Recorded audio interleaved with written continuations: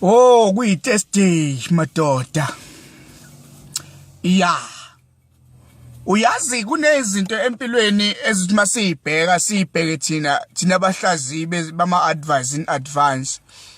Ankel lo yena umuntu oyedwa emhlabeni jikelele obekiwe phecelezi who's being planted or planted by God to try and bring their people in our side. Ngiyaxolisa ukukhuluma isingisi kulesine kodwa nje ngithi uyabona lento kobe ngazuthi uAnkel hayi mhlawumbe into ayizele emhlabeni ukuzohlukumeza abantu besifazane kanti cha ukuthi izinto eziningi ziqhamuka ngani.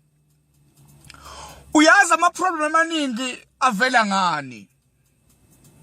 Inini nafika no break up, inini nafika nokuhater, inini nafika nezinto engahlelekile. Uyazi ngiyazi ukuthi sobe ngathi mhlambe angisile kahle ekhanda ngoba mhlambe ngitshe mhlambe ngihlakaniphile.